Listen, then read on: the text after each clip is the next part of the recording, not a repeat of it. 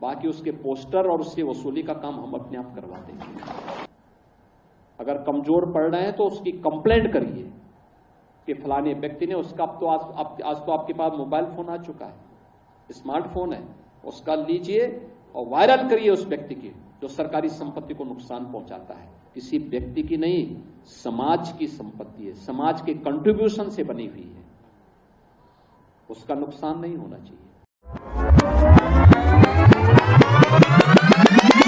राष्ट्र के प्रति भी अपनी जवाबदेही का भाव हम सबके मन में होना चाहिए।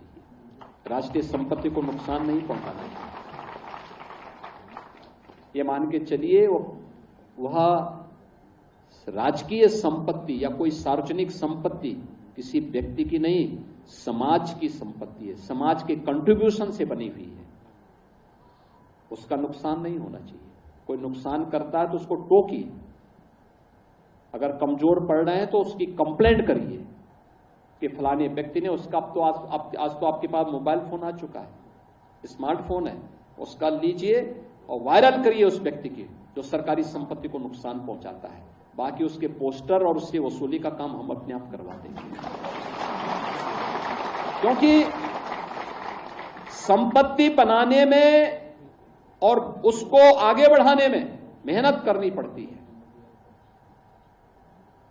जब केंद्र और राज्य सरकार मिलकर के प्रयास करती है तब ये चीजें आगे बढ़ती हैं, अन्यथा उजाड़ने में समय नहीं लगता। और ये सार्वजनिक संपत्ति राष्ट्र की संपत्ति है, हम सबकी सामूहिक जवाबदेही का हिस्सा है, उस पर हमें ध्यान देना होगा। तो एक सामान्य शिक्षा को संस्कारों के साथ जोड़ना, शिक्षा को तकनीक के साथ जोड़ना, शिक्षा को स्पोर्ट्स के साथ जोड़ना, सर्वांगीण विकास का माध्यम शिक्षा होनी चाहिए। और राष्ट्रीय शिक्षा नीति इन्हीं सब बातों से प्रेरित होकर के 2020 में प्रधानमंत्री जी ने देश के अंदर लागू की थी।